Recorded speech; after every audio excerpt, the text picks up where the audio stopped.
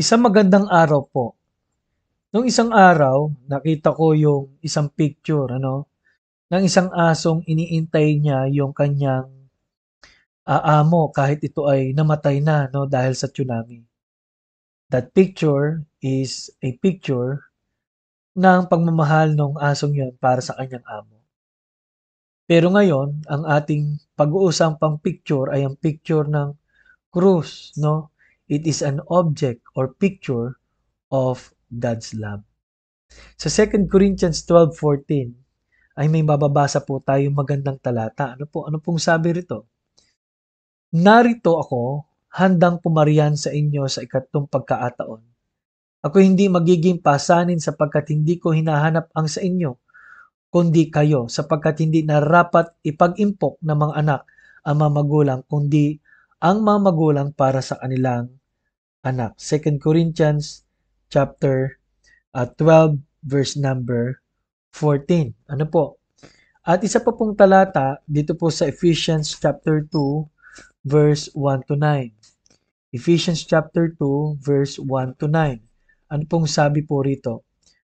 Kayo nooy mga patay sa inyong pagsalansang at mga kasalanan, na dating ninyong nilakaran ayon sa lakad ng sanlibutan ito, ayon sa pinuno ng kapangyarihan ng himpapawid ng espiritu na ngayon ay gumagawa sa mga anak ng pagsuway. O, mayroon ding espiritu, no, na gumagawa sa mga anak ng pagsuway.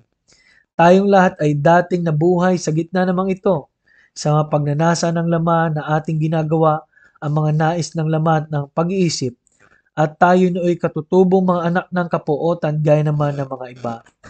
Ngunit ang Diyos palibhas ay mayaman sa awa dahil sa kanyang malaking pag-ibig sa atin. Maging noong tayo mga patay sa pamagitan ng ating mga pagsuway, binuhay niya tayo kay Kristo, sa pamamagitan ng biyaya kayo'y naligtas.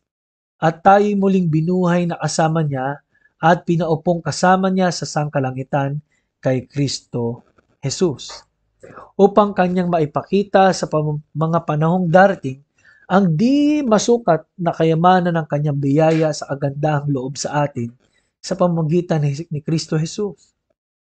Sapagkat sa biyaya kayo'y naligtas sa pamamagitan ng pananampalataya, at ito'y hindi sa pamamagitan ng inyong sarili, ito'y kaloob ng Diyos. Hindi sa pamamagitan ng mga gawa upang ang sino man ay huwag magmalaki. Napakaganda po, no, ng plano ng Diyos at gusto ng Diyos kumpara sa kalalagayan natin. Tunay nga ang pag-ibig niya'y wagas. Alam niyo po, ang mga sinaunang tao sa Biblia ay marami pong mga alipin. Ang mga alipin po, pag nilagyan na po ng hikaw, ay pagmamay-ari ka, no, naalagay sa hikaw. Ano po? At ang mga alipin po ay na namumuhay sa takot at namumuhay po sa pangamba. At sila'y naaabuso. Ano po? Pero alam niyo po, ang sabi po ng Bible, na number one, na kaya tayo gano'n na nga lang tagang pag-ibig ng Diyos, sabi pa ng Panginoon, hindi ko ay tinawag na mga alipin, kundi mga kaibigan. No, dahil hindi alam ng kaibigan ano ang plano ng kanyang master. Tayo alam natin ang plano ng Diyos sa ating buhay, no? Kaya po ang ganda ng John 16:20. Hindi na ako slave, ako'y malaya. Ako ay masaya. Ano po? May freedom sa buhay ng isang Kristiyano. Kaya ang lesson po natin ay the object of God's love. Hindi na ako alipin. Hindi lang alipin sa kasalanan, tayo ay malaya. Na po, malayang ano po? Malaya na tayo ay kay Kristo na hanggang sa huli. John 10:27-28. Ano po? At Galatians 3:24, pinalaya rin tayo sa batas dahil wala maatupad ng batas. Si Kristo na ang tumupad. Alam niyo po, ang batas ni Moses pa rin po ang paiiralin ay wala pong maliligtas. Ang batas ni Moses nandun din na kabayaran ay kamatayan. Kaya si Jesus na ang namatay para sa atin. Ano po? Kaya si Jesus ang tagapagganap ng kautusan.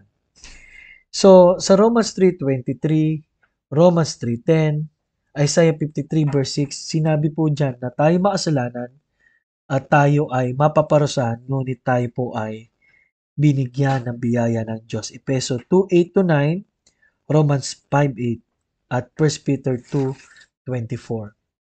Para tayo ay magbigyan ng isang maluwalhating buhay.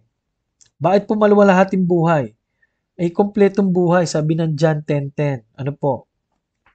Ako'y naparito upang hindi lang, sabi ng Luke 16:10, ano?